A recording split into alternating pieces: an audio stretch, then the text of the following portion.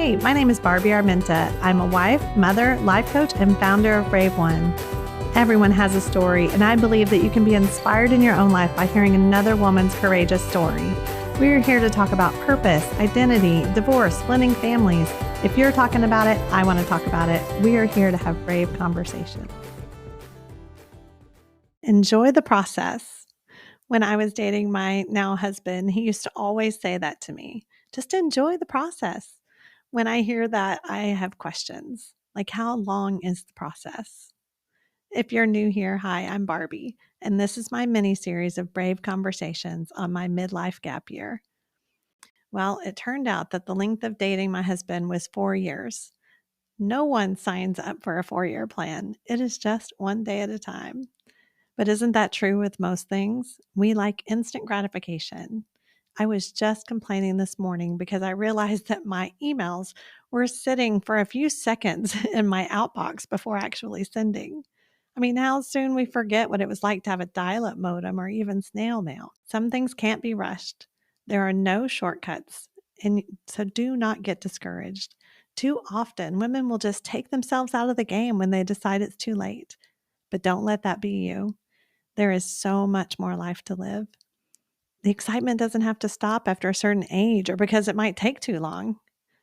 As we near the end of 2023, that year that I'm calling my midlife gap year, I have learned so many things about myself, and I've learned so much about God. It has been about finding acceptance of this season of who I am. I lost both of my parents in the last few years.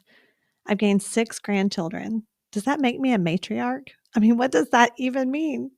I have really taken the time to do an inventory of who I am. It's still a little shocking when I look in the mirror and I see silver hair, but also I like it. I heard someone describe letting your hair go gray as revealing a little more of yourself just inch by inch. And I would say that is a pretty good description of what's gone on the inside. God has revealed just a little bit more at a time of who I am. I appreciated the time of reflection. But now really taking an inventory of who I am today, that required a little something more. I don't know if it's because when you're looking back at the past, you get an opportunity to forgive that person that you were and maybe forget a few things. But when you're looking at who you are today, that was somehow just a little bit harder because it was a level of acceptance of being okay with who I am today. But it's acknowledging the growth and the wisdom that has come with time and with doing the work. Being okay to grieve what and who aren't here anymore, and embracing the parts that I love and making peace with the imperfections. But here we are. I want to live with intention, enjoying every moment that I'm blessed with. There's so much more than the new silvers and the new wrinkles that I see in the mirror. I've come to a place that I know what I like, who I want to spend time with, and what brings me joy. Life is too short for anything else. I want to be all in. It does not serve anyone to sit in regret for the past. I want to live fully in the moment.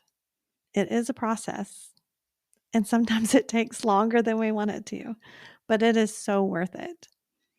But I'm also still dreaming big for the future. I'm still here, so I know God is not done. This year, I looked at who I was, who I am, and also who I want to be. So next week, let's talk about dreaming big. But until then, remember, it's your midlife. Make it unique and brave on.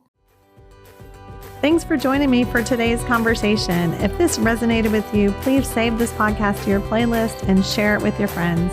If there's a conversation that you want to hear, make sure and reach out at braveone.net and send a topic request. Until our next episode, remember to put your brave on.